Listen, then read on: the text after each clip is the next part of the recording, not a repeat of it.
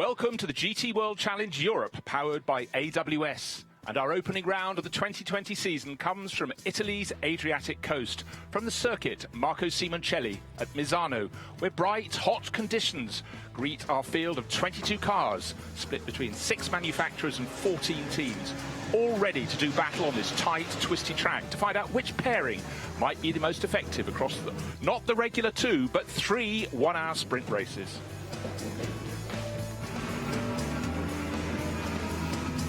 Born from Black Falcon, the new Hout Racing team's dynamic pairing of Maro Engel and Lukas Stolz is really on scintillating form. And they've already scored 2 wins on the Nürburgring Nordschleife this year, so they start the event as favourites, as Stolz explains. Imola was a busy weekend for us. I think we were not that bad. We were 6th in qualifying, but then it was a messy start, and then we got pushed out and got a drive-through. It was really a messy weekend, but the pace was there, the pace was in the car. So I'm hoping to be back on the podium this week. There's just one Lexus RCF in the race at Misano, but Aurélien Panis, a second-year Lexus racer and, of course, a second-generation driver, is seeking glory in a full European campaign, along with his fellow French racer, Thomas Neubauer, who explains the scale of their challenge. Well, actually, it's not that easy going from single-seater to GT cars, but with such a great team as Tech One, makes it really easier, actually. So, yeah, just feel really good in this team and in these categories. If you want world-class GT racing experience, look no further than Santalok Racing's Christopher Haas, a winner of both the Spa 24 and Nürburgring 24-hour races. His new teammate is 20-year-old Arthur Rougier, and he will surely benefit from this tutelage. Yeah, so far quite well. Arthur is very young, but super fast. We already had the first race in Imola last 2 weeks ago. He was in the Pro-Am car and showed already his pace that he's just on it. And looking forward for this race now. Japanese racer Ryuichiro Tomita moves to GT3 after many years of racing in the GT300 category in Japan. And he has, in South African star Kelvin van der Linde, one of the 3 winners in Imola's opening race of the GT World Challenge Endurance Series, sitting alongside him. I mean, every year is different. You have to adapt. Obviously, new teammate. The pit stops are very important in sprints, so you need to have the dynamic of really working together well. It needs to kind of like just gel together, and that's what we're building up now. Like I said, first weekend, so we're starting slow, building up the relationship, and by the end of the year, we should be a well-oiled machine. Well, I mean, GT World Challenge is always coughing up a couple of surprises, which is always great. Good racing, intense action on track, so I don't expect anything different this weekend. I think it's on us to stay out of the mess and hopefully repeat what we did in Imola.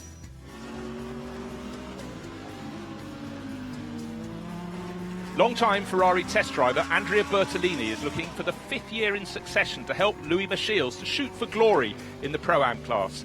And the Italian and Belgian pairing really fancy their chances in their fabulous-looking AF Corsa Ferrari 488 GT3, particularly here at Misano, as Michiels explains. I'm so happy with the team of Amato Ferrari. It's a very good professional team. So we went last year for the 3rd time European champion, together with my very good friend Alberto. Andrea Bertolini and Nick Homerson. So let's hope we can do the same. Chilean racer Benjamin Itez introduces a new nationality to the championship as he shoots for title honours in the silver class. And he has a rapid and capable teammate to support his title push in French ace, Jim Pla. Yeah, the team performs really well here at Misano. The car yesterday felt really good. We managed to do a good lap time, and that's good. So we hope we keep improving the car with the team. So that's the plan for today. Argentinian racer Ezequiel Perez Compact's new team, Mad Panda Motorsports, is fielding a Mercedes this year from its Spanish base, bringing in Zimbabwean Lamborghini ace Axel Jeffries to help him go forward in the GT World Challenge Europe Sprint Series races.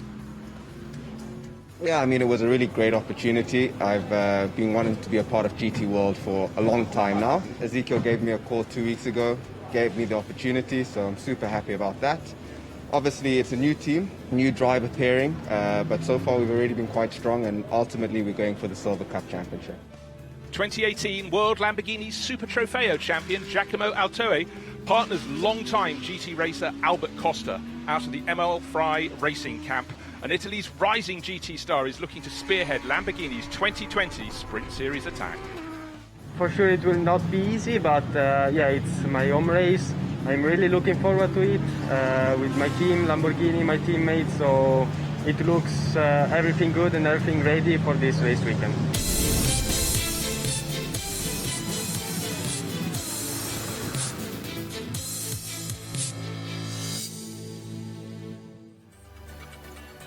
The sun is shining over the circuit Marco Simoncelli for the second of our three, just reiterate it, 3 sprint races here on a very hot August weekend. The grid is packed, and again, we're going to have a totally different grid when we get to the third race of the day, because with the third race we have 1 on the Saturday, 2 on the Sunday. It's real bonus GT racing fans, and if you're a fan of Raffaele Marciello, you've got plenty to cheer, because he will be starting from pole position. Talking of car number 88, let's go down and hear Gemma Scott is with the pole starting car. Timo, here on the prime position on the grid. Yesterday was a lot harder, starting from P14. You got the car up to P9, the pace was good. What can we expect today? So I hope we finished at the P1 because I did a really good job at my qualifying. We started from the P14 yesterday. It was really tough for me, and we have a bit understeer in the race. But today we have the really good setup for the car. I hope we have the really big chance for to win the race. So, and Lelo also did a really good job at the qualifying yesterday. He did a really amazing and fast, successful lap. So. We have to wait and see. Track conditions are pretty similar to as they were yesterday now, as the temperatures have come straight back up again. Oh yeah, maybe the degradation it will be more high, and but I think it is not so really important. Well, have a great race. Thank you very much for talking to us. That was Timo Boguslawski, and of course he's got the hotshot Raffaele Marciello starting from pole position. But importantly, for the second of the races today, Timo's qualified way better, and that car will be starting the second race from 7th. Now, let's look at the points from the Global GT World Challenge with the points accumulated across the various continents. Ferrari, Mercedes in the mix. There's the Mercedes Challenger as well. 3 manufacturers. Lamborghini also going for the honours in 2020. We'll see how they hang at the end of the year, but points accumulated in the American races, European races, and hopefully later in the season the Asian series as well. But Mercedes galloping clear at the moment, Ferrari keeping them honest, but Lamborghini, they've qualified quite well here. Let's see if they can start to make inroads. There's a grid looking fantastic beneath us in the bright sunshine. 163 placed 4th on the grid, Giacomo Altoe, with Albert Costa starting there. Altoe will be standing alongside, but I said Lamborghini need to start making some progress. Why not do it on home ground in Italy, John? Well, just looking at the temperatures, Bruce, 28 Celsius, track temperature up to 37. That's an increase. We had a qualifying session this morning. Track temperature was down at 30, so drivers going back on track. Totally different circumstances to those that they confronted earlier on, and of course that's going to make a big difference to how the car will feel. So they've got one exploratory lap. They went onto the grid, but then they'll do the pace lap or the formation lap behind the safety car, and then it'll be lights out and flat out. So what they're going to get, and you can hear, I mentioned Timo Boguslawski talking about increased temperatures maybe leading to higher degrees of tire degradation. Of course, they're stopping midway or roughly midway to change the driver, change tires. So it's not quite so severe as it would be if it was just simply a 1 hour flat out without a pit stop. Right, the front row, Raffaele Marciello in pole position, the blue and white ACA ASP Mercedes. Alongside him, Kelvin van der Linde with super impressive teammate Riachiro Tomita. They're starting second, finished second in yesterday evening's race, behind the fellow car from Belgian Audi Club Team WRT, shared by Dries van Tor, who's starting a little bit further back this morning, back in 5th place, and his teammate Charles Veert. So WRT worked their way to the top. looking for the CMR Bentley that's got to come from 8th on the grid today. Nelson Panciatici, we saw great pace in that. He's got Jules Gounon to take over from him. So we've got, I think, quite a lot of shuffling. But when you come to Misano, the one thing you want to have is track position. Best place to start is pole. That's where Raffaele Marciello is, with Van der Linde alongside him. Very much the case, and we know we keep repeating ourselves, but into turn 1, that's that pinch point. So it's very easy to get involved in somebody else's incident or be the perpetrator of an incident. It is difficult to overtake. We saw yesterday or last evening some really outstanding track position, using the track to your advantage. That was in, again, slightly cooler conditions when the sun was beginning to drop just off the horizon. Starting in pole position, Raffaele Marciello is going to make hay literally while the sun is shining. He's got alongside him Kelvin van der Linde. That's no walk in the park. Kelvin van der Linde will use every opportunity.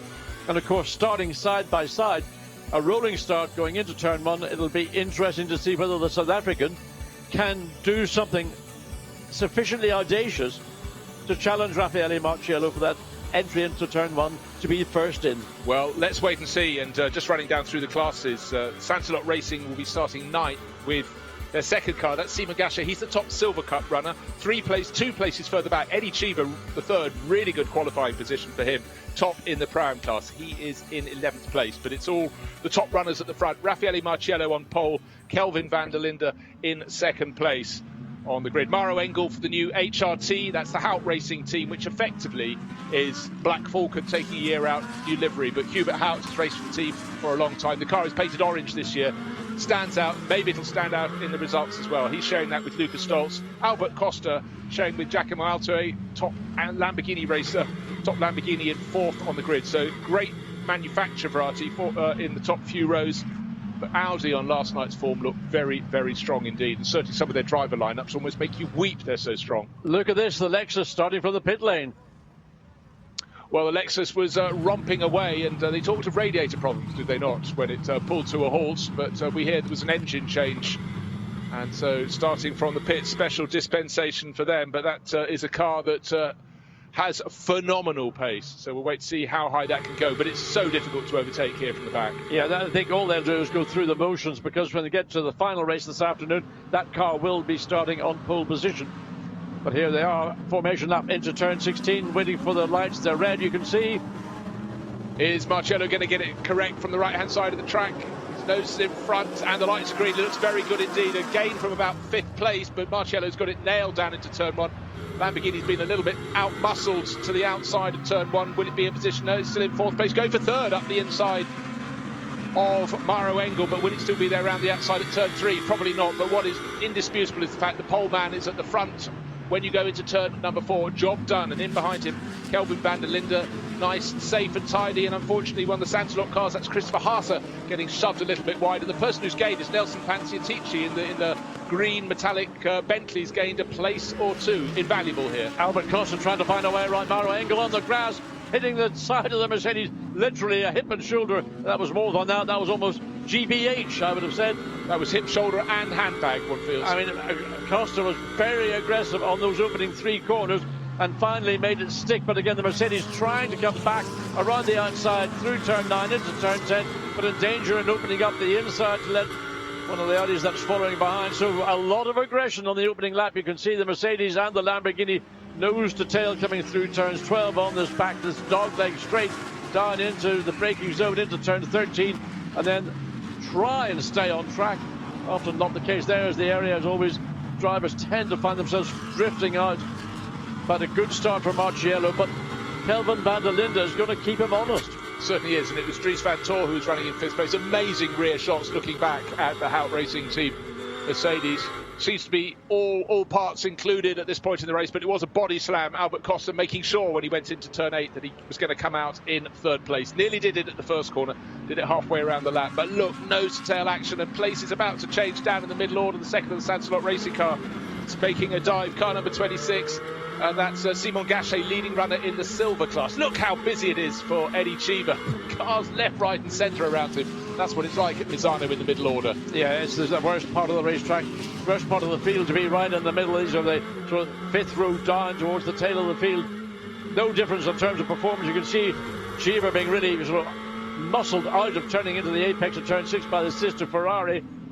Yeah, that's Andrea Bertolini, and what he doesn't know about racing Ferraris is not worth knowing. So, the first 4 cars starting to stretch out because the race leader, Raffaele Marciello, to the good of 0.7 of a second was his advantage at the end of the opening lap. He's now stretching it out. The real pinch point is sort of about 7th place, which is the Bentley, down to 8th, 9th place. And it's certainly very busy indeed. Christopher Haas, Fred Vervish really pushing super hard, seeing if they can depose the Bentley, but they could well depose each other.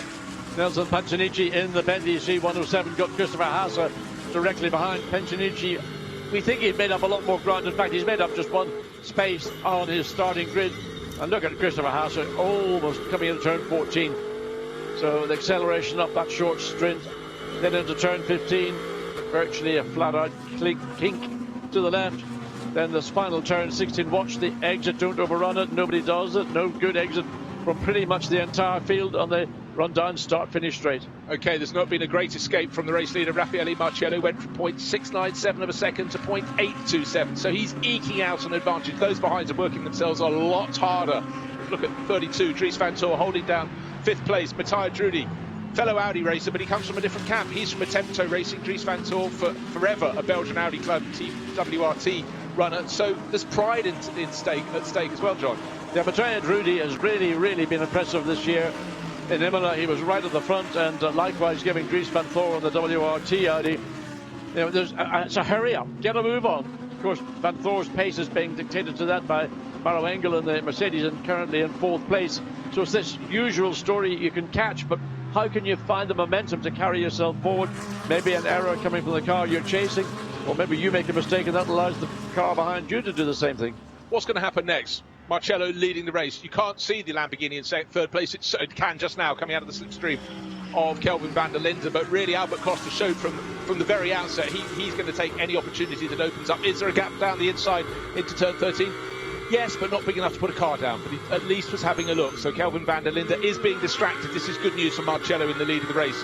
Yes, I mean, the focus is van der Linde's got to keep a weather eye on what's happening behind him. It's allowing Raffaele Marciello to just every corner pull another 100th of a second here or there. The key is that Marciello is driving in clear air. He can drive the lines, the part of the racetrack he chooses to do. He's not having to make any adjustments or compromises. He's not following in the slipstream of another car and therefore getting the heat coming from that car, having a bearing on his heating, his engine heat, brake heat, so on and so forth. Well, it was a good lap for him, untroubled, untrammeled. He gained 0.4 of a second, so he's now to the good of 1.3 seconds at the front of the field. Benjamin Heater's just in the 89 Mercedes. Directly there he is. You can see him coming into view now with the Bentley behind. So this is a little bit further down the field. This is for 15th position. These are the Silver Cup competitors. In fact, I think Heater's actually has overtaken the Bentley. It was Hugo Chevalier who was ahead. Now the Mercedes has overtaken the Bentley. We didn't get to see that as we look at Aurel Panis. Well, he's up to 19th in a 22 car field, but started from the pit lane. Of course, he's going to have trouble. But for Benjamin Hites, the Chilean racer, having his first time in Europe, yesterday he was fighting with the front runners. Remember, he was in about 5th position when he was spun around and then clobbered by another runner. But today he's mixing with a different gang and he's doing a really good job. So hats off to the driver of the Mercedes number 89. Running in, as you pointed out, the middle order today, but really good job from him. 15th place. Back down to this it's not a tricky part of the racetrack, but it's easy to abuse track limits. Coming through turn 15, you can just see how far out Matthias Drudi did. Coming through 15, trying to keep in contact with Dries Van Thor, trying to want to get as close as possible. Now onto the second fastest part of the racetrack, that's start-finish straight. But I mean, there's a half a car length or maybe a car length between the two Audis, and there's nothing given or taken between Dries Van Thor and Matthias Drudi. No, we're just looking at another lap in which Raffaele Marciello just grabbed a little bit more of a margin, nearly 1.6 seconds. He's gaining a quarter of a second, a third of a second, and those will start to add up. His stint will be about 33 minutes, so if he can keep up at that sort of increment, then that will be a very comfortable, chunky lead that he's going to build up. But he's still, let's not get ahead of ourselves, 1.6 seconds to the good, that's all. It'd be interesting to see if Albert Costa could get ahead. Oh, look, dive down the inside. Matthias Drudi trying to take that position away. Almost a mirror of what happened last night when Dries Van Thor did that on Pancinici in the Bentley. So almost getting caught out by almost a mirror of what occurred. Well, that's the car that was involved last night, the Bentley, and Dries van Thor. Now Drudy all over the back of Dries van Thor. Really, this is going to be interesting coming down into turns 13 and 14. Drudy goes one way, trying to force the issue on the outside. Can he get ahead? It's going to be two Audis in the bank or in the ditch or wherever, and they've managed to get through clear. I can't believe it. But look up the inside of him, he's got contact ultimately. Now that's going to get looked at because there was clearly Drudy had two wheels on the inside. He would say I was taking a voting action. Dries van Thor would say I was taking my line. I didn't see anything. What happened? Well, we'll go through it later. We'll see a replay of that, later. I am sure. But you can see that Drudy had a really serious look, as he did consistently last night into turn 8. It didn't come off, but look at the advantage he's gained. No! And now Dries van Thor has been biffed, or however you want to describe it. The Audi Christopher Haase comes round. The boys are out of control. It's Sunday morning, no time on the Sabbath, but this is great racing, full of incident. Dries van Thor must feel as though he's got a target drawn on his front and back. Limits have been thrown out of the window. And so Nelson Pancic, a few seconds ago, he thought he was gaining positions. Now he's been shuffled right back down. This is so entertaining. But for Matthias Drudy, he's come out of that with an advantage, and he's now settling off. But you do feel, I'll keep an eye on the top of the screen as I see that car 107, that's the Bentley, must respect track limits at turn 6. Absolutely, we spotted that job, but I think the race stewards are going to have a lot to look at in the last lap and a half. But meanwhile, Serene at the front of the race now, 2.2 seconds to good. Raffaele Marcello pulling clear. Kelvin van der Linde has almost half a second of breathing space before he's got Albert Costa behind him, and that is a luxury at this level. Yes, but Albert Costa for sure. We saw it on the opening lap. We're probably going to see a bit more of it before we get into the pit stop rounds. He's going to look to find a way, because the pace that Kelvin van der Linde is running at, which is a very good pace, I think is being helped. But Costa, you can see, is getting as close to the back of van der Linde as you can do without getting into contact. And to me, right now, the Lamborghini looks the quicker of the two cars. It's nothing to do really with the drivers. They're both probably very equal in terms of ability and natural speed. It's just down to on the day, to the rubber you've got in your car, and to the car setup in these current conditions. The thing is, if you want a relaxed race, you have a Mercedes. Your Raffaele Marcello sitting on a lead of 3 seconds, and in fourth place, Mauro Engel seems to be beyond these battles. He's not far from anything, but it's the battling all between the Audis we can see at the moment. Matthias Drudy just put in the second fastest lap of the race, really herring off after Mauro Engel. Yeah, but I think now that Drudy has got clear of Dries van Thor, he might begin to make a little bit of progress into Mauro Engel in fourth place. It didn't appear that for some reason Dries van Thor didn't have the pace we saw last night. So that's now Drudy's going to be the one that's going to be.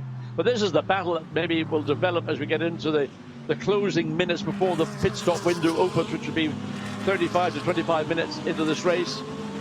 There's the Bentley, which again was making super progress, got caught up in a street fight where there was no quarter given whatsoever. Punch, board and countersunk, I would say. Absolutely so. Yes, certainly great pace. Also now coming from Christopher Haase, but we've got a car in the garage. It's the second of the Lamborghinis, Norbert Siedler. That dropped down the order, so big frustration, but they've still got one car heading for a potential podium, Albert Costa. But the battle for fourth place is definitely at turn 9. You can see the attack from Matthias Drudy coming, and he wasn't close enough to make a move, but he has got all the moves in his pocket, waiting to choose the moment to do them. Turn 16 isn't one of them, but that's been a very good lap from Matthias Drudy. We knew he was going to get close to Mauro Engel. He's got to within about 0.4 of a second is his margin, but his ability to dive into corners seems much more positive than Mauro Engel can manage. But Mauro, super smooth, always has been. Now let's take a look at some of the contact we saw a handful of laps ago. That's Matthias Drudy going up the inside, not once but twice, of Dries van Thor. The Bentley then gets monstered when we get up a few quarters later to turn 1, diving up the inside of Dries van Thor. Poor Dries, punch bag Van Thor today, pushed wide. He then cuts the corner. No profit gained to dive back into position.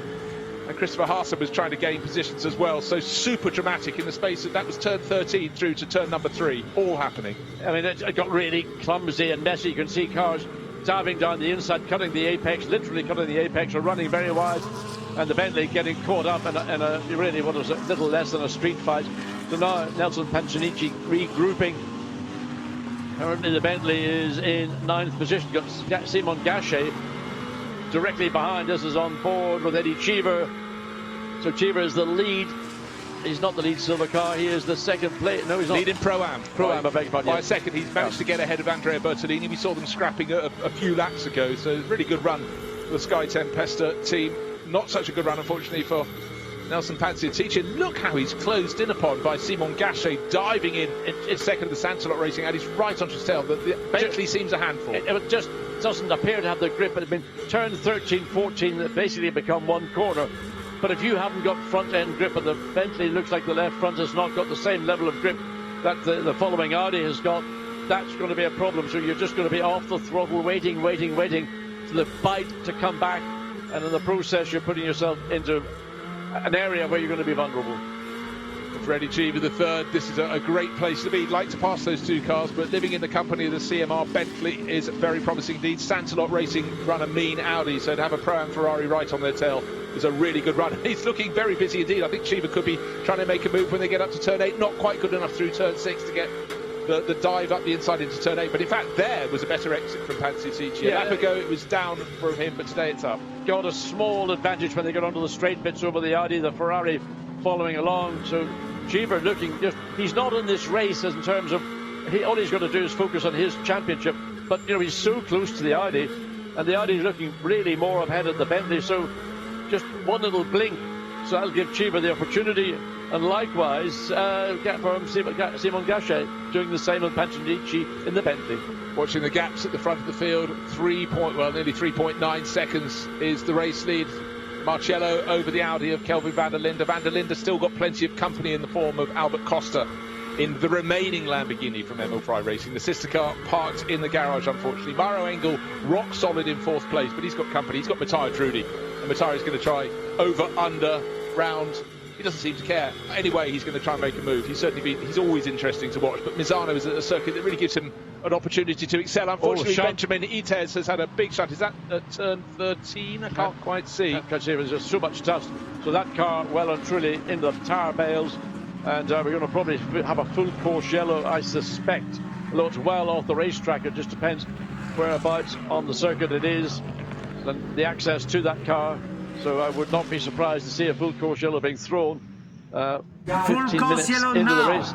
There we are. Okay, not surprising. So the teammate of the race leader, there is the race leader, Raffaele Marcello, but Benjamin Itez, unfortunately, has gone off the circuit. He was battling in 15th, 16th position. SPS Automotive's Tom Onslow. Cole was around him. Another Mercedes in front of him. A real Mercedes gaggle down there. Dominic Baumann, very, very busy. Don't know what happened, but the car off the circuit. So for Rafa Marcello, just remember, his lead listed as 4 seconds to the good when he went over the start-finish line. He's controlled from pole. The battling behind, though, John, has been absolutely fearsome. Yeah, so we'll have, obviously, this full course yellow, then that will be translated into a safety car, which will then allow the field, as we had last night, to bunch back up. And that's when the leading Bentley 107 literally got mugged on that restart. I don't think Marcello, there's a lot of heavy front-end damage to the Mercedes. That's gone off pretty quickly. So there's a contact from the Lexus behind. Yes, it was. Well, that's very unfortunate. The Lexus recovering, having started from the pits in the hands of Thomas Neubauer. And for the second race running, it's unfortunately not a nice welcome to Europe for this Chilean. He got hit yesterday and spun round. He got hit today and spun round. Today was a much bigger impact, and good to see him walking freely, unencumbered. But that was very unfortunate there for Benjamin Itez. Yeah, the Lexus just clipped the right rear of the Mercedes, and that then set it off. I think that was coming down into turn. Look at the damage, rear damage on the left-hand side. The door also, whether these doors are detachable doors, but whether that detached automatically or manually, I'm not quite certain. In the meantime, things are calming down. Raffaele Marcello just cruising around at the required pace. Then when the safety car is deployed, the field will once again concertina. Look at the gap, and it was 4 seconds. Yeah, it was just there. Well, let's take a look at the start again. It was very, very tidy from the pole starter, Marcello. In behind, inevitably, it got a little bit busy, but he'd got the job done long before they got to turn 1. Knew he was a car length clear. In behind, the Lamborghini trying to challenge around the outside. The blue flash, that's Albert Costa trying to go around Mauro Engel. Took quite a few corners to make it happen. And then, in the thick of the battle, Christopher Haas and the yellow nose of his car right in behind the Bentley at that point of Nelson. I know Nelson's in behind him. It's looking back on that run for the first corner. You've got to pick your line and stick to it. And then looking forward from Eddie Cheever, this is the Pro-Am class leader. Just see how busy it is. Every time you think there's a gap opening, there's nowhere to go. Closes. Yeah, absolutely. The cars are just, and of course the width of the racetrack and the width of these cars, it's a 3-car wide racetrack, but the cars are all moving around, jockeying for position, jockeying to find how can they get the nose of their car turned without driving on top of someone.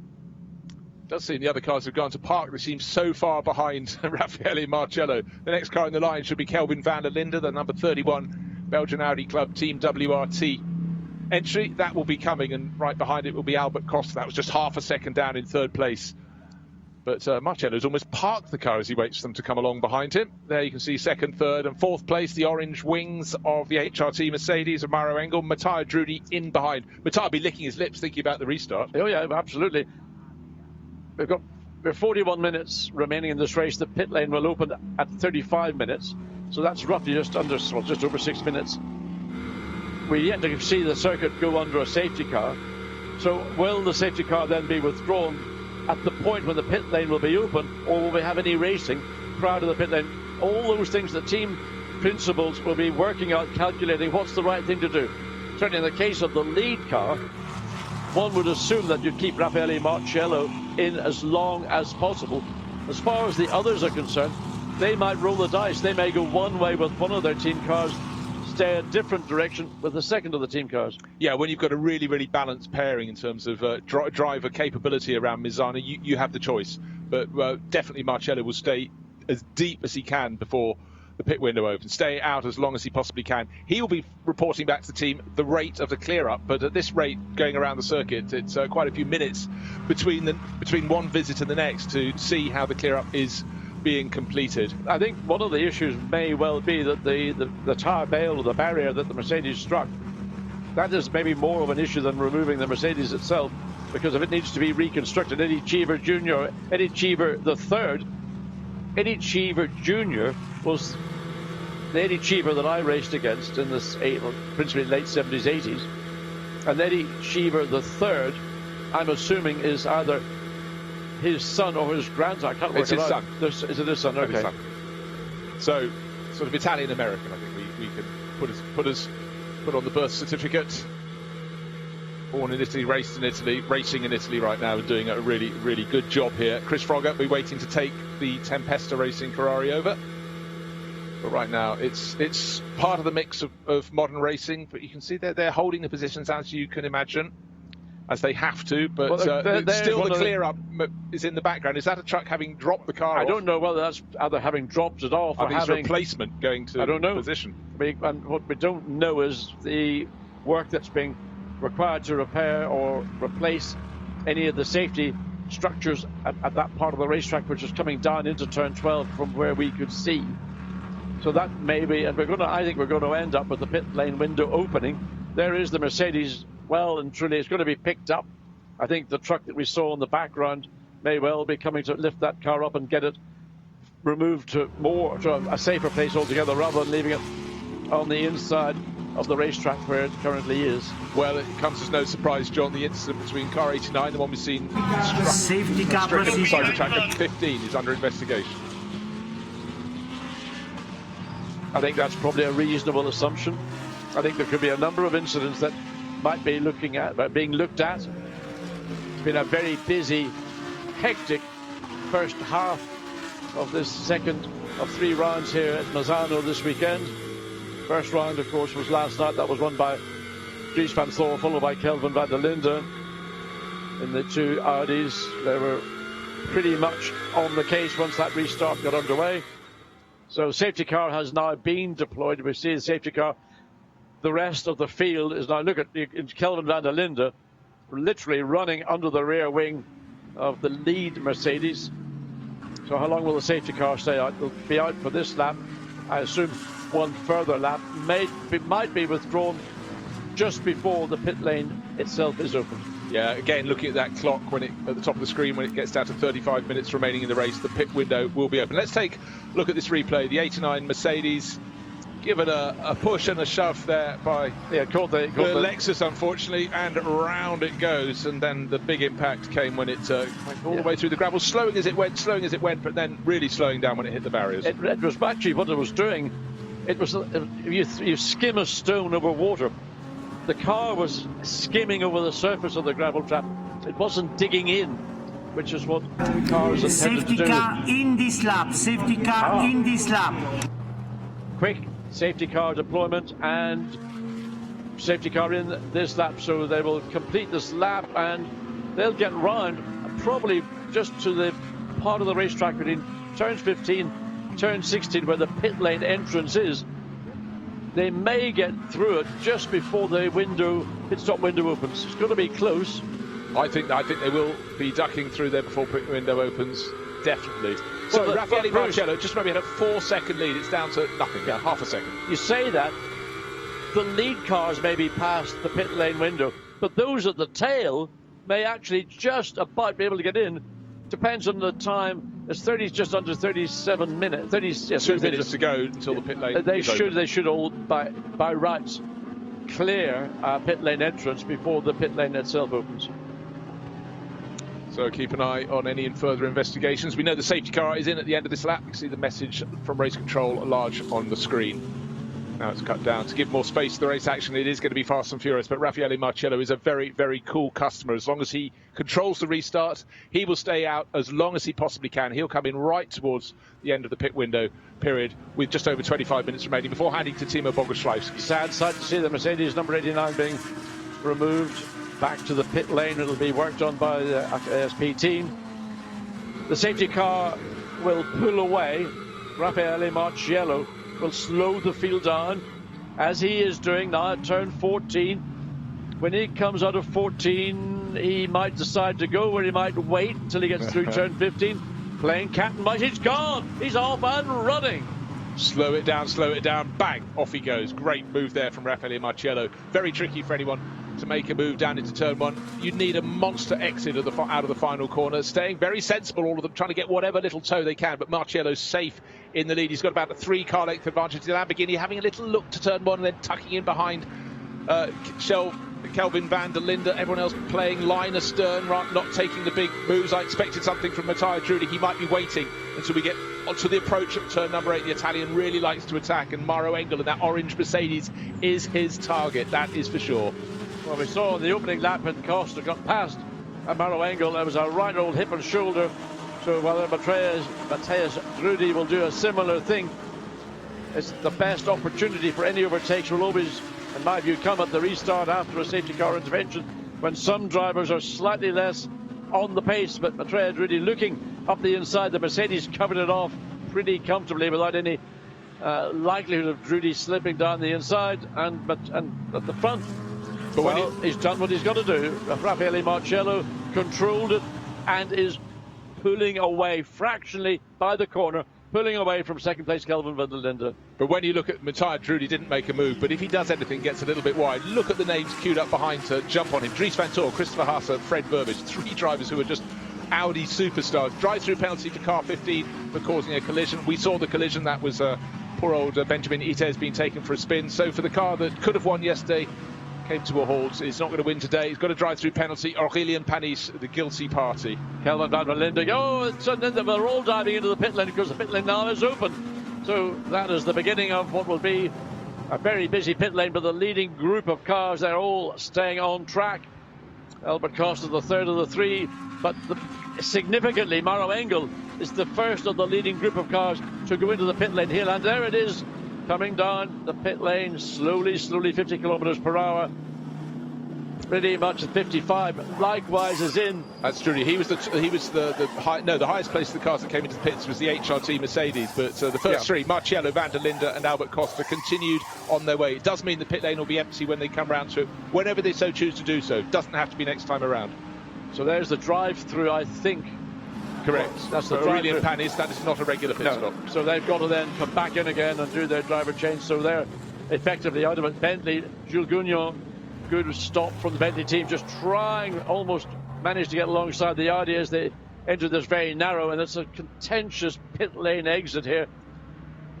Where it exits is at the exit of turn 3, so cars are sweeping out to the left of the racetrack as cars are rejoining.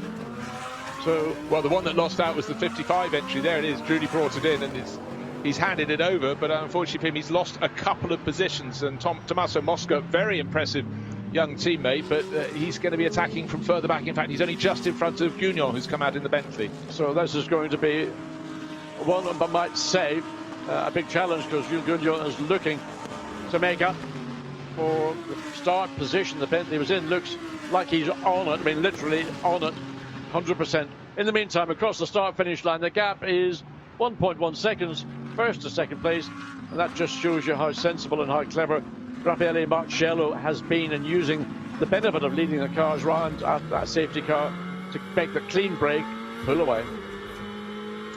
Again, there are so many incidents in this race. I'd still like to see another replay of the moment the Lexus and the 89 came together, because I'm not sure how hard the blow was. It was the point at which the Mercedes was possibly starting to be unweighted and starting to go round. But anyhow, the decision has been made. Drive through penalty. Yeah, I think that you're just turning into turn 12, and if you get hit on the wrong side, it's enough just to say that maybe a driver of more experience might have read it or managed it better. But the point is, the contact led to the accident, and quite rightly that there should be a penalty for Panis for an avoidable incident. You know, the Lexus is able to continue on unharmed, undamaged. The Mercedes is not quite a bit-for-bin job, but I tell you what, there'll be a massive bill for body panels and probably some suspension. Well, let's take a look at it again, John. Yeah, there he is. So 89 is in. Now, what we don't see from that is whether the Mercedes came across the front of the Lexus or whether the Lexus drove it. It's hard to tell. That camera angle from the outside gives you one view of what could be a contentious argument. I'm glad we saw that again, because I just had in my mind that the Mercedes was moving slightly across. Well, and it's an unusual camera angle, and it's quite hard to see that what went before and then immediately what followed. That's why, looking at it now, it would be difficult to say conclusively that the responsibility was 100% that of Panis. Yeah, that's basically where I'm heading on that one. I wasn't entirely sure. Anyhow, the damage has been done. No damage done at all to Raffaele Marciello. He's building his advantage all over again. Controlled the restart. He's now 1.3 seconds to good. Remember, he had a 4-second advantage. He's going to eke some more out. He's going to stay out for another couple of laps at least. Albert Costa still running top Lamborghini, the only Lamborghini left, in third place, but he's not making the best of jobs of catching Kelvin van der Linde. Interestingly, the top 9 cars have yet to make their pit stops. So they're keeping their, what you might describe as their prime drivers in for as long as possible. We've got another 5 minutes of the pit window being open, so in this lap or the following lap, maybe somebody will eke it out until within a few seconds of the pit lane being closed. And I would assume that Raffaele Marciello wants to stay out as long as is possible. Yeah, I mean, that's how we'd have written the script at the start of the race. Of course, there will be mitigating circumstances. If, for example, there are a gaggle of cars that are going to be in his path, having made their pit stops, then the team will have to be notify him of that. But right now, Rafa able to control the race from the front. Yes, he lost effectively 3.5 seconds of advantage, but in behind, what we're having suddenly is Jules Gounon is in a reinvigorated number 107 Bentley, and he is all over the tail of the Audi right in front of him. And certainly for Tommaso Mosca, it's going to be a very, very busy time indeed. You can just hear the Bentley going through that clunk as it goes through the gearbox. Then up into turn 9, altering his line, trying to get the undercut coming off turn 10, but had to make some small adjustments on the steering wheel. So any thought of any benefits have been slightly miscued. So not much at the minute. We're seeing the Bentley able to do very much about it. No, certainly taking a series of looks. Certainly the blood is in his nose. Gounon really thinking what he can do about the Audi sitting on his nose. Does he risk going up the inside? Tommaso Mosca doing a very, very good job at the moment, having taken over from Matteo Drudi, but certainly the pace is with the Bentley at this point, if not the handling, it must be said. So I know that we saw from the pace in qualifying for Q1, and the Lexus is in. That's now in for its mandatory pit stop, having had to do a drive-through. Can we see any damage on the front of the car? It would be on... No, but it would be very light. It would be the left side. No, it would be the right side. But yeah, right side of the screen, the left side, yeah, the front. But nothing, because the contact was very light. Minimal. It was very light. So whether it may be just a bit of paint rub more nothing more than that on the Lexus. Clearly, the Mercedes, the rub was not going to make a big damage on the car, but the damage came when it ended up in contact with the barriers. So into the pit lane comes the race leader. Albert Costa continues around. He is the new leader for the ML Fry team because Raffaele Marcello has decided he's going to give a go to his teammate, his Russian teammate, Timo Bogoslawski. Eddie Cheever the third is also in. Chris Froggatt will take over the car that's leading the Pro-Am class.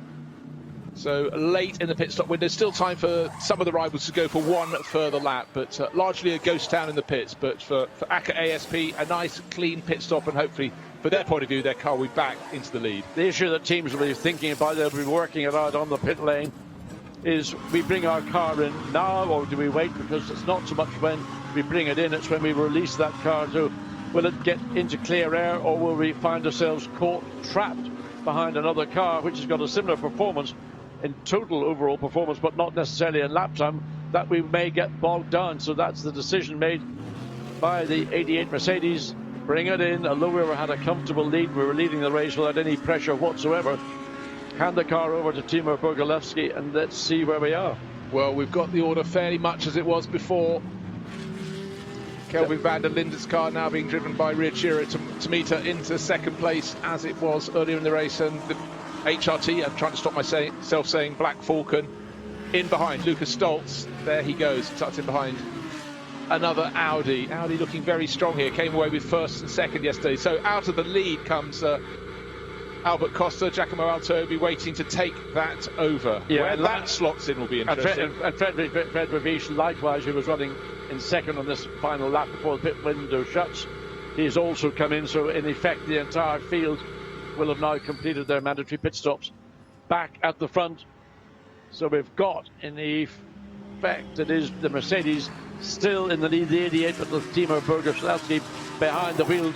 Now that he has got clear air, he's going to be able to drive much more to his natural strengths. Did get bogged down. He said he got bogged down. He couldn't make much progress last night. But with clear air, there's the 160. So the Lamborghini is rolling, but it's not going to come out in first place because it's a long pit lane exit. You can see the Lamborghini rolling just to the right of the screen between those two Armco barriers. The field coming down. So if the Lamborghini can slot into 5th or 6th place, that's going to be about it. There is the line, the demarcation line, and the exit of the pit lane where he can get on to full throttle. So look for the Lamborghini coming. There it is. Just so it's going to blend in fifth place. Spot on. I was thinking he might be able to squeak it up in just ahead of the two ahead, get back into the third position he'd been occupying, or his teammate had been occupying before. But for Alto now, he's got to see what he can do. Right in front of him, he's got Charles Weerts, one of the winning duo last night, along with Dries Van Toor. Don't forget, their car was the one that was used as a punch bag earlier in this race. A couple of people had a go at it, and there it is, still running in 4th place. So it's been a step back up. The car started 5th and was pushed down the order, and now up in 4th. So again, the team has worked well. But for ACA ASP, under control at the front, but can Timo Bogoslawski produce the sort of race pace that's required to stay at the very front of the field? Race pace is going to be a part of it. He's going to be under attack. He's got to respond to that. Car's running very wide in the exit of 10. Right now, he's got Tomita-san, our new Japanese friend. San in Japanese, I think, means friend. So Tomita, friend. That's my understanding of the language. As Jules Gugnon again pounding the Bentley as hard as it is going to go. Yeah, and unfortunately for him, it's still down the order to where he would like it to be. Being driven super hard. Don't forget, this is a car that came away with 3rd place in yesterday evening's race. And again, you have to refresh your memory. We're so used to Floorpan GT World Challenge Europe having 2 races. We've got 3 races. We've got another race this afternoon. So it's a very busy weekend. And I hope for ASP they can fix it. I like it. Oh, look, where is this? What is going on? 2nd place Audi, way off the racetrack. Tomita-san, you needed a passport to come back in. You're that far off.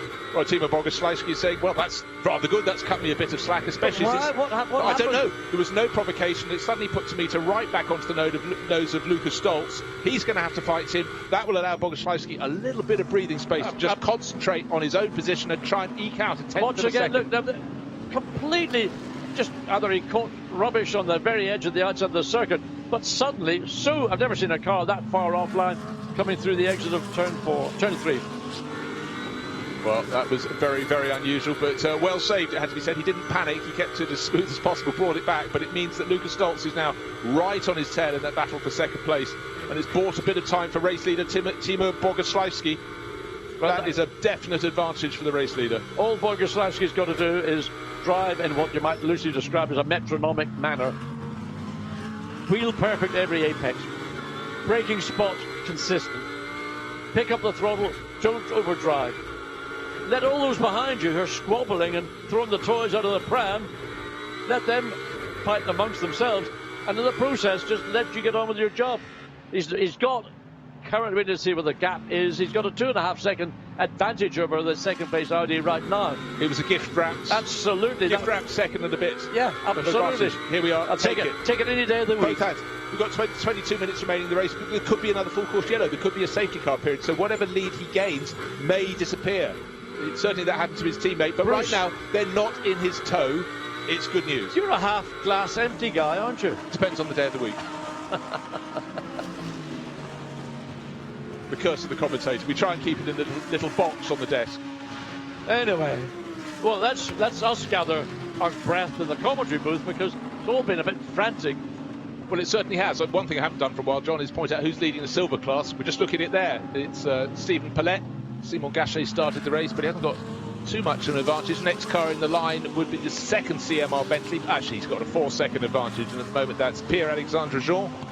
Third car in the silver class is the Awega brothers. They've rebuilt their car after the frontal impact, and it's Hamza started, and it's Yusuf at the wheel at the moment in third. Lamborghini looking to go the long way around, and a very difficult part of the racetrack to go along, because everybody on the inside is going to drift out to the outside. So intense. Again, we've seen this car show very strong pace when it was being driven by Costa, trying to get past Kelvin van der Linde, never quite managed to get onto terms. Now it's a mirror image, but two different drivers behind the wheel of the respective teams. And for the Swiss Lamborghini team, they'll feel a little aggrieved as the pit stops arrived. They're running in third. They came out of the pit stops by dint of a second or so, back down into fifth place. Don't want to stay there. Charles Weerts is definitely going to have a lot of pressure coming from behind him, so much so he can't really concentrate on trying to catch Lukas Stoltz in the orange HRT Mercedes. And now Tamit Hassan has calmed it down again and has settled into that second place, not making any ground, particularly on the race leader at the moment. He actually took about a 1/10 of a second out on the last lap, but it's almost irrelevant, because it's just the difference between one slightly better lap and one slightly poorer lap from the respective drivers. But this is the battle, second through to sixth place, and Arthur Rouget making up the top six. He was impressive last night. Of course, he's got himself in a situation. He's behind this is the leading Lamborghini, the ML Frey Racing. So that car has looked strong all weekend, but it's not been quite sufficient strong to get through, to make the move on the Charles Weerts Audi, WRT Audi. Yeah, but in the battle of the real young uns, Rougier is winning the battle with Tommaso Bosco, who took over from Luca Drudi and has fallen down the order. Let's have a look at Pro-Am honours. At the moment, it's in the hands of AF Corsa. There, their red Ferrari with a white stripe up the middle, and it's Louis Machil building on the work of Andrea Bertolini. He's got the lead in the class, and in fact, Chris Froggatt, who'd been challenging because he'd taken over from Eddie Cheever the third, has fallen to third in class. And in between them is the SPS Automotive Performance Mercedes. Tom Onslow-Cole started it, handed over to Valentin Pierberg, and those positions have changed around. So real swing, but it's still a Ferrari leading the Pro-Am class. The gap between first and second has reduced on that last lap. So they, having had that fundamental error going way off track, Tamit Hassan has clawed back. He lost effectively a second and a bit. It was up to 2.5 seconds. Now the gap is down to 2 seconds. And now Rouget saw an opportunity. The Lamborghini ran a little bit wide. He closed onto the tail remarkably quickly, and now he is very, very impressive performance. Rouget, for me, is going to be one of the young newcomers to watch throughout the season, whether it'll be in sprints as we're watching here, or it'll be later in the year at Nürburgring. The next event will be a 6-hour endurance race. Take your winter woolies. In fact, take your snowshoes. Must be said before the race is well, let's have a look. Oh, a twitch there. Yeah, that's where he went way off course, coming out of turn 3. That's the second car we've seen do that. First of all, it was Tamit Hassan and the Audi. Now it's been Altoy in the Lamborghini. So whether there's something on the racetrack that's catching drivers out, or whether they're just pushing a little bit too hard, but in the process, the race leader, comfortably in the lead, albeit that his lead has gone from 2.5 seconds now down to 2 seconds. Wait to see what happens when they come across the start-finish line for the completion of lap 25. Whether that has dropped below 2 seconds or is maybe, to me it looks like it's marginally increased. It's only a visual, hard to be accurate about it. You're talking about tenths of seconds. One thing that impressed me was when Christopher Haas, who's running in that was early stage of the race in the yellow-winged 1.6 seconds. 1.6 it is coming down, but Christopher Haas described Arthur Rougier, his teammate, as very fast. Not many drivers like to say another driver's very fast, but he sort of said it with eyes wide open. He'd seen the stopwatch, so he is very impressed with his new teammate. Well, you know, whether it's a sim race or whether it's a real live event, and Barrow Engel gets a little bit high between 3 and 4, or 4 and 5, I should say. The gap visually now, you can see the Audi has begun. You can sense that he's closing up. Once you're following a car and you can see your visuals all around tell you that you are beginning to close down. 1.6 seconds from 2.5 seconds, what, 6, 7 laps ago? But I wonder what goes through a driver's head. He's standing in the pit lane waiting to take over the race leading car. It has a 4-second advantage. It's going to be stretched, but then a safety car comes out. You've got in your mind you're going to have a 4-second advantage when you take it over. Then you see by the time the pit stop is made, that gap's down to next to nothing because you've had the full course yellow and the safety car. It must make you think, you know, I have to just appraise the situation. What I thought I had, I'm not getting. No, but the thing that would be foremost in my mind is that whatever has happened, you can't control. That's the safety car intervention. What we can control are the things, the pit stops, the end to the pit stop, stopping in your marks, doing a quick, clean driver exchange, 4 wheels tires being changed, getting out, doing it metronomically. I hate using that phrase metronomically, but that's what it's all about. Now the gap, what is it now? 0.7. It's almost a second on that last lap. This is going to be a serious 15 minutes of this race remaining. This is going to be a battle in effect for 7 cars for victory. Any one of those 7 at any point between now and the end could be standing in the podium. We've seen the pace from Ryuichiro Tomita. Let's see what his racecraft is going to be like with the overtaking. We've seen him in the heat of battle last night, but it wasn't at the really sharp end of the field. It was in the top 5 or 6 positions, but now it's very different. He's hunting down a driver who I think in terms of pace, he should be able to, well, exceed, but he's got to find a way past. How tough is Timo Boguslawski? I think we're going to find out in the next lap. Well, we don't know, but we will find out, as you point out. My instinct would be, having come from highly competitive and a very successful racing career in Japan, you know that Tomita-san is a racer. Timo Boguslawski is somebody who is not possibly at that same level as yet, but you know, doing the best he can with the equipment he's got. He's not put a wheel wrong since he's got in behind the car. Charles Verts running right now in 4th position, the second of the WRT Audis, but Arthur Rougier keeping him on it. But now it'll be all about the character of 2 drivers, the lead driver Timo Boguslawski, the Russian driver, and Tomita-san, the Japanese driver. Tomita-san new this year to this series, this discipline within GT3 world. The gap was 0.6 of a second, probably not going to be a massive amount difference because you can't 0.4. Well, it's taken 0.3 of a second. The move could be coming as early as this lap. Timo Boguslawski, again, just worth reiterating, it's his 2nd year in GT3 racing, but he's only 20 years old. But Tomita-san, born in 1988, has got 12-year advantage on him, and racing experience is really, really surely going to pay. He'll be able to spot the incident. I mean, think about it. A move down into turn 8, to me, would be an obvious place to look as long as you can keep in contact. So he goes to the left to try and position himself, maybe to try and force Boguslawski to go left to cover it, and then to cut back. So into turn 8, where is the Audi in terms of the body position, the car position? Nothing ventured, nothing gained through turn 8, up into turn 9. Again, an opportunity because you can take a couple of variations on the theme of whether you come in early or come in late and try and make the cutback. Now, the run down through the curve of turn 12, not a corner, just a curve. Then into the braking zone, into 13, run wide, then cut back to take turn 14. Yeah, Boguslawski still hasn't got the body language of someone who's defending his position. He's still holding his line, but another 10th or 2 gained by the chasing Tomita will force him to take a different line, and that has been gained. It's right down to half a car length and a far better exit from 14. I blow you, you blow me. and a little bit of bodywork rubbing, but always the Mercedes driver held the upper hand there. He had the right position. And bodywork damage to the back of the Mercedes. I think just looking at that onboard camera, it might be just the angle the camera picked it up. Looked like I thought the diffuser on the Mercedes might have been damaged. In my opinion, Tomita-san didn't need to go so brave around the outside in turn 15. It was always going to end up in a hip and shoulder. So being a little bit more thoughtful, just keep your powder dry and wait until another opportunity. You could, sort of, that kind of hit and shoulder can lead to a tyre getting cut down, any sort of number of options.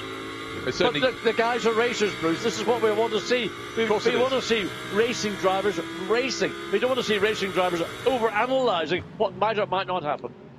And in behind them, Lucas Stoltz went, what's that I smell in the air? It's a race, and he's going to be closing in. Last warning, 88 and 93 for track limits. 88 is the race leader, 93 somewhat further down the pack. That's actually Chris Froggatt in the Tempesta Racing Ferrari. So our race leader... Well, they might not have all been warnings to him. It could have been to Raffaele Marcello in the first part of the race. But right now, he's just got to focus on staying in front. Lucas Stoltz suddenly is alive in third place. He fancies going not just for a podium. He's in third position. He might be able to advance from there. In behind, Charles Weerts, Arthur Rougier, Giacomo Altoe, the Lamborghini racer in sixth, will be furious with himself for running wide. And in behind, 55 is seventh place. That's Tommaso Mosca. Jules Gounon unable to advance above 8 in the Bentley. And then completing the top 10, Stephen Paulette leaving the silver class, and the second Bentley of Pierre-Alexandre Jean. But for Giacomo Altoe, it's what could have been. He's got to see if he can get on the tail of this group, the lead group. He's not going to do it. He looks like he's falling away. They've got a group of 5 cars. Arthur Rougier, basically the fifth of those 5 cars, making a break for it with just over 11 minutes of this race remaining. Pressure right now on Boguslawski. The gap, well, it's gone up from 0.49 to 0.50. You're talking about hundreds of seconds. And I mean, obviously, Boguslawski knows what he has to do, and that is not provide any opportunity whatsoever for Tomita-san to think he can slip down the inside, force him to make an audacious move, which may or may not pay off, but don't offer up any easy opportunities.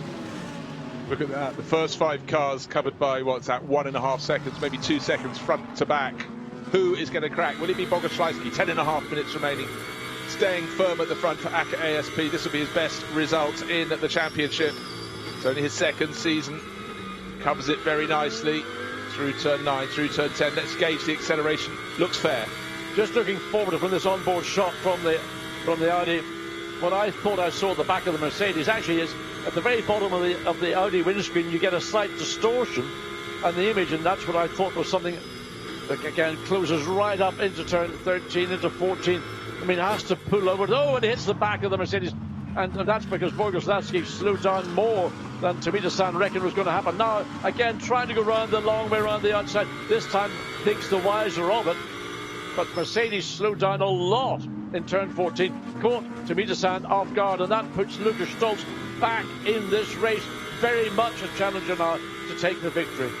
Do you look forward? Do you look back into turn 1? It's still the Mercedes front. Is there a bit more rubbing there? Not quite. Tomita-san very, very close indeed. Lucas Stoltz in third place. In turn, being pushed by Charles Weerts, who's got Arthur Rougier almost propelling him round the corner at turn 2. So Stoltz goes the long way round, takes the wide way into turn 4. Up the Rougier inside. Up the inside for 4. Up the inside of Charles Weerts. Good move. Caught Charles Weerts totally unawares. There was a car width gap, and Rougier didn't need to be invited twice. He said, I see it, I'm going to take it, and thank you, and move on. Now behind, mayhem is breaking out between the Lamborghini and the Weerts as well. Well, Weerts pulling across, trying to block Giacomo Altoe, and round the outside, Tommaso Mosca trying to go. Mosca stays in that 7th place, but is there any damage for Charles Weerts? Certainly there was a little bit of bodywork contact as Arthur Rougier moved up into turn 3, but he made the move pay. And now it looks as though Mosca may be able to pick off the Lamborghini. When it gets close, you've got a choice to make. Do I go in or out? And sometimes you get hung out to dry. Hasn't quite happened, but certainly Rougier had half a chance, and he absolutely nailed it. And this group of cars, which has become detached from the leading 3/4, are absolutely hammer and tongs at it because there is no space, and everybody, and Gounon and the Bentley had to suddenly pull sharp to the left to avoid running into the back of the 55 Mosca Audi. Here we go, back again, the first 3 cars. Lucas Stoltz says, the Audi's gone way off. What happened there? Just suddenly the car turning left and then turned sharp right. was as if something, either he just, the back end snapped into oversteer. Don't know what it was, but wow, did it ever go quickly. Certainly did. So it's fallen, Tamita-san has fallen down to about 7th place. That was a most extraordinary incident. So suddenly, Bruce, remember I mentioned when you get a bit of a body rub, you can cut a tyre down. You can. I wonder, is that the consequence we've just seen? There's something, a bit of body work or a bit of tyre flew up on the air. That was the previous lap, the contact Rougier up the inside of Weerts, but yeah, could be a slow punch. I just wonder when they tried to go around the outside in turn 15. Did that lead to something that we saw the consequence of there in turn 16? All of a sudden, a car that was challenging for the lead and all of a sudden turned sharp right, having just turned into the corner. That looked to me like the right rear had given up, and I only can think that that's a damage to the tyre of what was the formerly second place Audi. But Tamita-san fell down from second, 5 place into 7th now, just in front of Jules Gounon and Stephen Paulette making big moves behind the leading Silver Cup class. But now what we have is Timo Bogoslawski leading from Lucas Stoltz. Arthur Rougier, so that dive from 4th has become a move to 3rd for him. That's been promotion and well-deserved for the Sansalot Racing team. Bogoslawski, though, to the good by nearly 1.5 seconds. Can he hang on? Look, the clock's counted down to 6 3/4 minutes remaining in this race. And Timo Bogoslawski leading a Mercedes 1-2, and it's the Hout Racing team in 2nd place. Lucas Stoltz continues to advance, but he was gifted that position. I think, I don't want to repeat again, but I think I said all that Bogoslawski's got to do is just hit his marks, make no errors, let those behind you do all that infighting, whatever you want to call it. Precisely what we've just had happen on screen, and it all has gone wrong, and the consequence of it is that the Audi that had a possibility of winning this race, Tamita-san, something has happened. We don't know whether it's a tyre being cut or whether it's something else. We find that out possibly once this race is concluded. But it's put Mercedes now into not just consolidating in the lead, but 2nd place as well. And the first of the Audis, Arthur Rougier, who has come up through the field. One very good pass into turn 4. Just a gap opened up by Charles Weerts. Didn't take Rougier another second to think about it. So has Rougier got anything left to get back on terms with Lucas Stoltz? There's 5 minutes and 40 seconds remaining. And there is the Mercedes, another car limping around at the back of the field. That actually is Axel Jeffries. I think he saw the lead group and thought, look, I'm going to be a lap down. I'll just keep out of the way. So that's to be respected. You know, no chance for the Zimbabwean today, but he didn't interrupt this lead battle. And look how many are coming past him. Yeah, I'm not sure he hasn't got a problem, Bruce. I think you'd let everybody pass like that indicates there's something more than just allowing the traffic through. But right now, Lucas Stoltz in 2nd place on the headlight flasher, trying to distract race leader Timo Bogoslawski. So there is Axel Jeffries. Nothing obvious. Can't see anything wrong with the car. I think he actually just decided to let one pass and realised as he opened the door before he had a whole lot to go. But Lucas Stoltz definitely closing in. 0.8 of a second last time around between 1st and 2nd. Stoltz in 2nd now. 0.4. He's halved the gap. But look, the clock, only 5 minutes remaining in this race. Can Bogoslawski hang on? He got a 5th place here. His best result last year. And Rougier, who we saw making a move, he saw a gap. By the time he got there, the gap was big enough. But I think at the point he launched into it, he probably didn't know he was going to get away with it. But closing up onto the tail of 2nd place, Lucas Stoltz. And if Stoltz is now thinking about trying to challenge for the lead, he's also got to keep his mind open that he's got a very, very charging Arthur Rougier in the Audi behind him. So Stoltz cannot afford to make a move which would jeopardize his present 2nd place. It has really, really closed down. Rougier, definitely the man on the move. He's in that 3rd place Audi. Look how Bogoslawski has been closed down in the last few laps. He's lost a second of that bunch. A little bodywork damage. You can see the front left corner of Rougier's car. We know which car that clattered against. That was Charles Weerts. Weerts in 4th and he's in 3rd. But the Sansalot Racing car, well, the bodywork it's only slightly loose. Just got to hang on to the end. Weerts trying to fight back. Altoe running 5th in the Lamborghini. And the second of the Attempto Racing cars, Mosca in 6th place overall. But it's importantly for ACA ASP, it's still their man at the front of the field, Timo Bogoslawski, hanging on. And that's the view from the Bentley in turn 14. And unfortunately for Jules Gounon, has not been able to make the progress, running at 8th position. And there is the leading, it was a trio, now it's a quartet, because actually Charles Weerts has regrouped. And that last lap, Bogoslawski is marginally, we're talking about 10ths, maybe less than 10ths. But Rougier is the one that, of any of these cars, certainly on the 2nd and the 3rd place, It's Rouget is the one that I think is going to be, what, 3 minutes to go this lap and one more lap. He's got to be thinking about it. He's got to know his limited. The chances he's got are very restricted and limited. There's about 3 places he can pass. One was up into turn 4 where we saw him earlier. The other is coming into turn 8, but he's not anywhere near close enough to launch down the inside. Lukas Stolz too wary and wise to allow that to happen.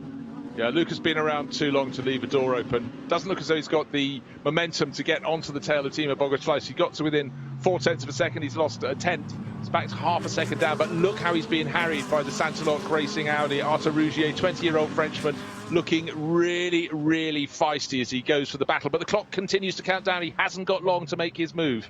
Bruce, I tell you what, it makes me want to be 20 all over again, because this is what you do when you're that age.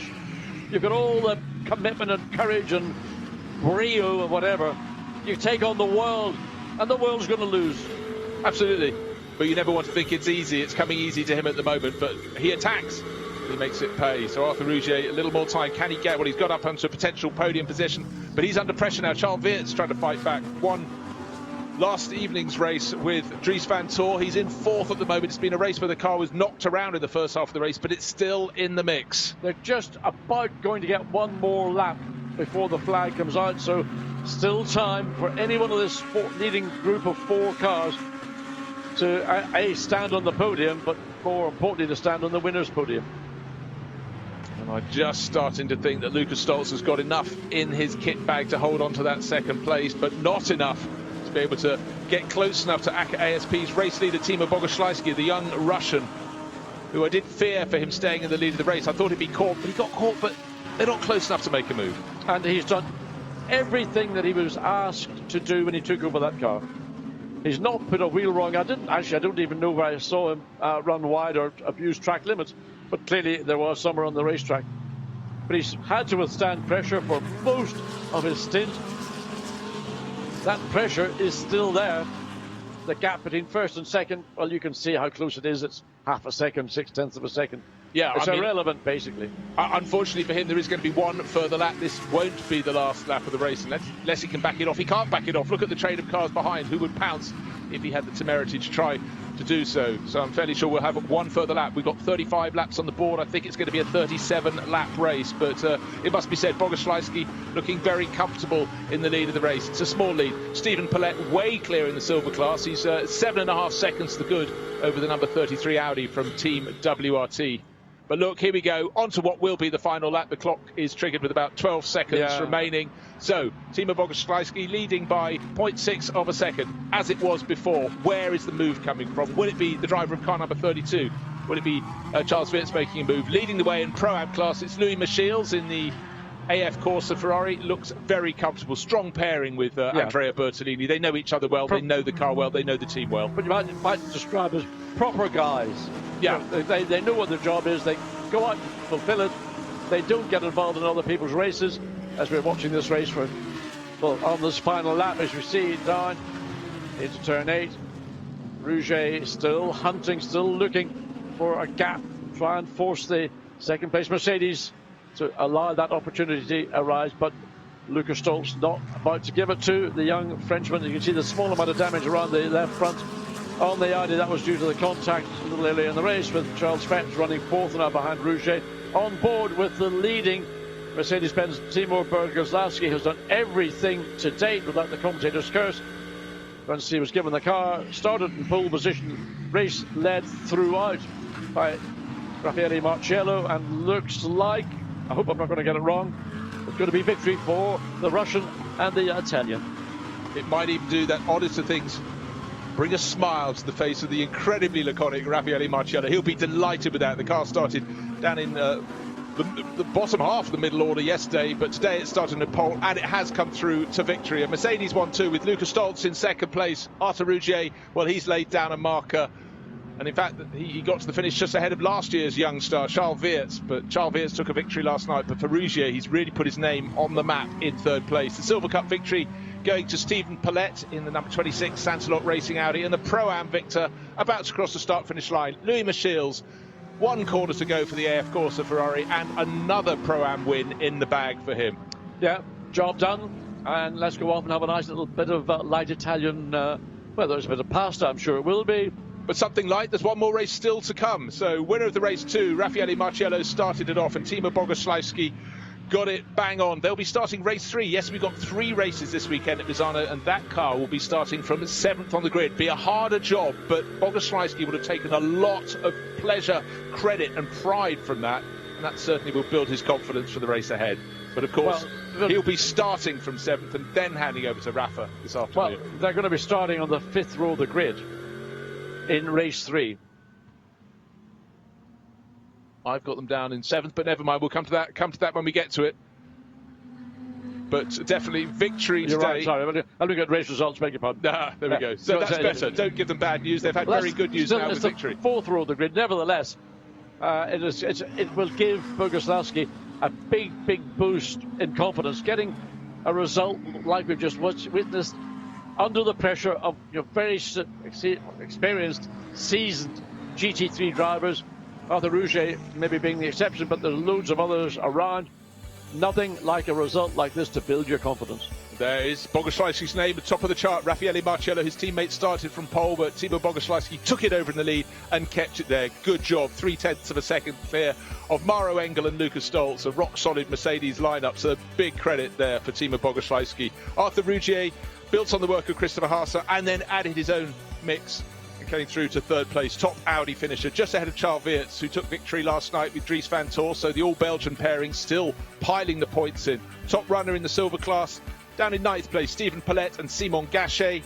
And the top car in the Pro-Am class, Louis Michels and Andrea Bertolini in their Ferrari in 13th position. But this morning's race belongs to the Russian-Italian pairing of Timo Bogoslawski and Raffaele Marciello. All but 2 of the cars made it to the finish. Obviously, we saw Benjamin Ites going off, and that meant his teammate Jim Pla didn't get a chance to race, but a man who did get to race, Timo Bogoslawski, the Russian, climbing out. He will be delighted. Pat the car, and his teammate Rafa Marciello will be storming in to say, well done indeed. So good points after yesterday coming home much further down the order, only in 9th place. These are the sort of point hauls that Rafa Marciello hopes and expects to have. And for his young teammate, this could be the start of something very big indeed. Very, very happy Russian racer there. Very hot Russian racer as well. 2nd place, the HRT Mercedes, the Hout Racing Team car, Lucas Stoltz. Checking around the car. Not the body language of someone who's won a race. Well, he didn't win a race. He was 2nd. He was very close in, but such is the number of wins that Maro Engel and Lucas Stoltz have achieved together. Anything other than the top step of the podium is a little bit down in the shoulders. But let's go down, and the man who brought the car to the checkered flag first, Timo Bogoslawski, down in the paddock with Gemma. Timo, a fantastic drive, very defensive in the end. You had a lot of pressure behind you. Yeah, it was tough. At the beginning, it was my pace was okay because I have the new tires. But at the end of my next part of the race, it was tough because I defend a lot from the Audi.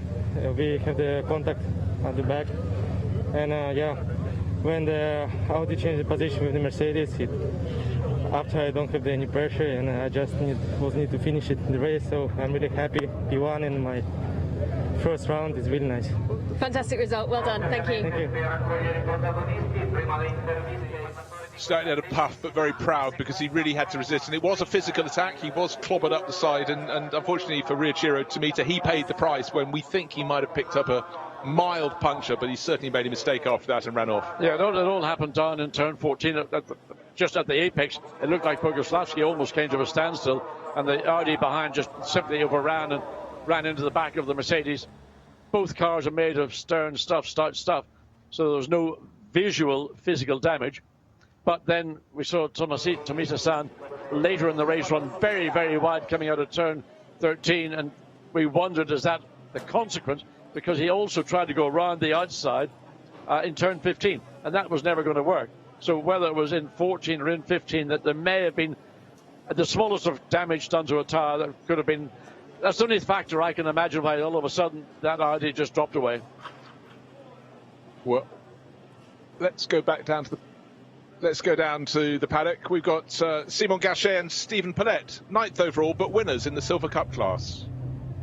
Boys, a fantastic result, winning the Silver Cup class. Fantastic there.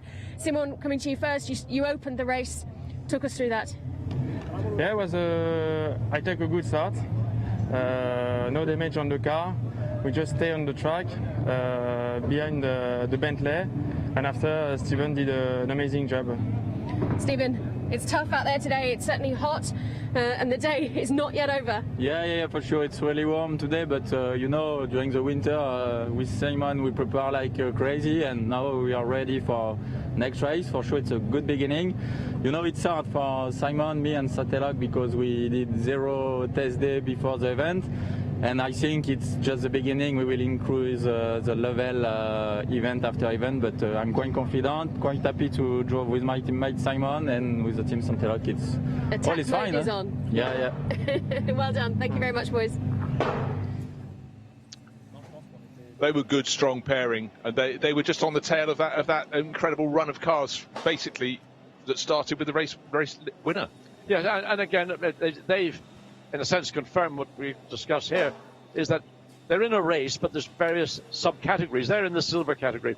So their focus is winning the silver category. Look, it's lovely to stand on the winner's podium and share all the glory of winning a race outright. But the key, they're entered in the silver category. Their purpose is to win that category. They did it. They ran literally under the rear wing of the Bentley for the last half of that race. They never really threatened Jules Gounon, but they didn't have to. And if they had done so, they may well have put themselves in, again, this thing had put themselves in jeopardy. So that was a very contrived, if you wish to call it that, strategy. Whereas if you're a pro driver in one of the what you might describe as the potential race-winning cars, your job is to win that race, not just win the category, win the race. Because winning the race is winning your category. Exactly so, and the Pro-Am victory, just to reiterate, that went to, talking of the classes, AF course of the Ferrari, Louis Michiels and Andrea Bertolini, their number 52 Ferrari, left-hand side of the screen with a big white flash up it. But this is the crew that finished third overall, Arthur Rougier and the man who's been on many a podium, Christopher Haase. Third overall for Santelot Racing, and I think a lot more to come from that pair. I think that's going to be you might call it a sleeper driver pairing. Christopher Haase has been around for many years, and he's got a young, it happens to be French this time, teammate who will, in a sense, bring energy and vitality to that car, that team. And, you know, that's what bringing youngsters along. Sometimes they're a bit raw, and they need to be smoothed off. But if you've got the bare and raw talent that Rougier has, then it's a massive advantage than trying to coach somebody up to that level. Exactly so. Now here's a crew that knows its way to a podium. Mauro Engel and the taller Luca Stoltz. Second place today. As I said, Luca didn't look enormously enthralled about that afterwards, but it's a lot of points in the pot early in the season for the Hout Racing team, and they're going to be strong wherever they race. Sprint races, endurance races. So it's all about accruing points through the course of the season. And at the end of the race, they were just 3.375 of a second down on the race-winning Mercedes. Yes, they don't like to lose to anyone. To lose to another Mercedes hurts a little bit for them. But another good job done by this veteran pairing, veteran in terms of experience. And that leaves the drivers who'll be heading to the top step of the podium. It should be Timo Bogoslawski and Rafa Marciello up to get the golden trophies of the winners. First Timo and then the taller figure of Rafa Marciello, and there should be a team representative from ACA ASP. He's the one that takes the check. Yes, do not leave the check with the drivers. €12,500. He's let them have that for the photo, but he'll be taking that back to the transporter. So for ACA ASP, we'll have the national anthem, the Marseillaise. No, it's the actual Italian anthem. Oh, it is the Marseillaise. I beg your pardon. It is the Marseillaise. I beg your pardon.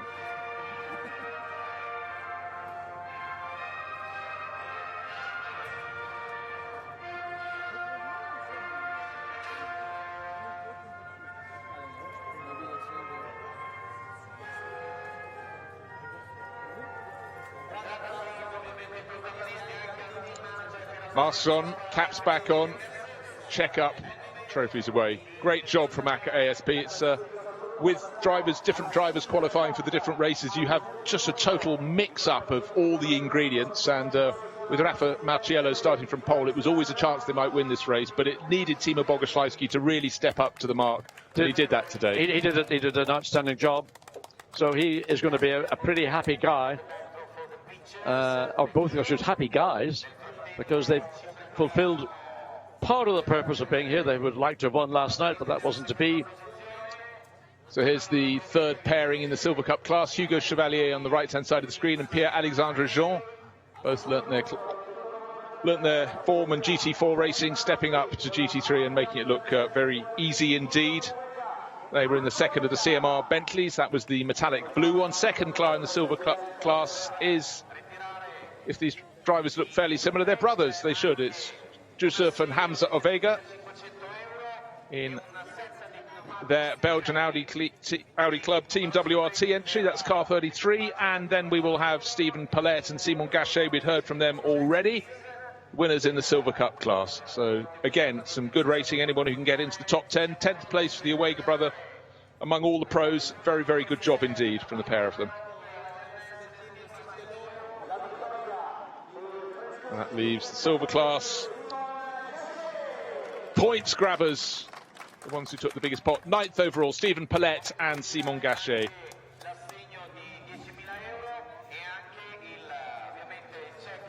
Stephen, the driver with the longer hair.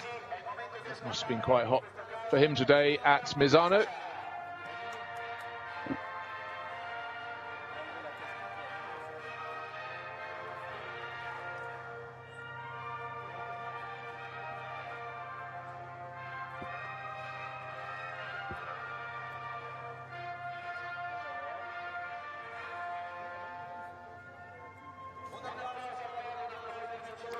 So again, the Marseillaise rings out for the winning team in the Silver Cup class. Sansalot Racing, victory in the Silver Cup class and 3rd overall. It's been a good haul of points for them. And it's the second of 3 races this weekend at Misano.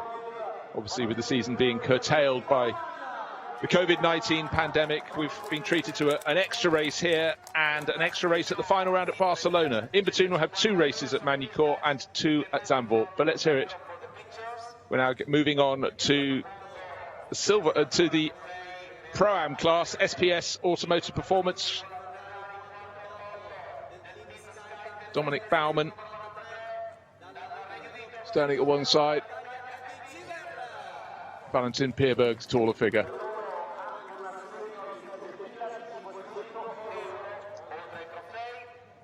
Sky Tempesta Racing, that's Eddie Cheever, the third, grabbing the check. Second place in the Pro-Am class, Chris Foggart.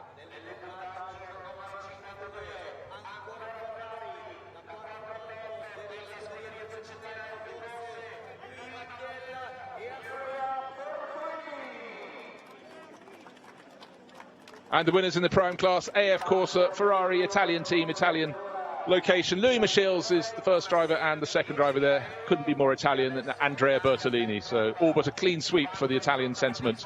For the winners in the Pro-Am class, they'll be very, very pleased with that and see if they can repeat it in this afternoon's race, the third of the 3 races here at Misano.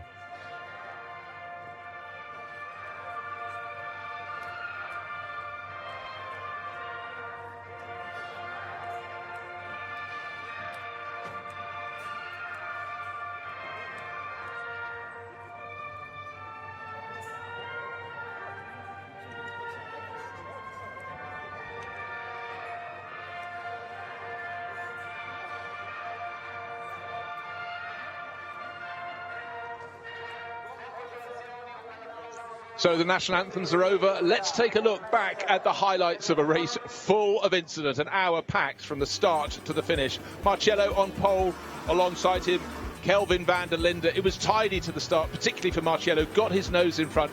But one of the incidents of the race was Riachiro Tomita got into second place and went to visit parts of the track you don't want to visit. Somehow came back in. And that took a bit of pressure off the race leader. But it was super, super busy. That was the race footage through the windscreen of Eddie Cheever, the third. Benjamin Ites going well in the 89 Mercedes. It wasn't to stay good for him. There was action up the front. Luca Drudi rubbing the side very hard indeed of Dries Van Tor. A few corner laters, the Nelson Panciatici Bentley also striking the Belgian driver. He went off the track and rejoined, but it was super, super busy. But out front it was Rafael Marciello stretching his legs while those behind swapped paint, bodywork, anything they could to try and gain position. And then we lost the 89 Mercedes. Going around on Benjamin Ites, that brought out a full course yellow that turned to a safety car. That removed the race lead, not the lead, but the full advantage, the 4-second advantage that Rafa Marciello had built up. And then it was busy, busy, busy in the pits. Marciello stayed out as long as he could.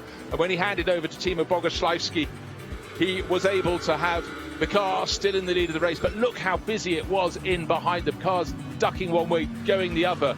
Tomita continued to attack, really putting the pressure. Look at that, I'll rub you. But being on the outside line at turn 15 doesn't lead to taking the lead in the race. And still the effort, the practice, the where will I make the move next, trying to get into the lead of the race. This is seen on board with Tomita with the body rubbing, but somehow Boguslawski kept his cool, kept his calm. Lucas Stoltz in third place fancied his chances in the orange Mercedes, and it was getting very busy. And then this moment, the final corner of a lap, and Tomita maybe had a cut tyre, but he just didn't get around the corner, and he suddenly went from second back to seventh.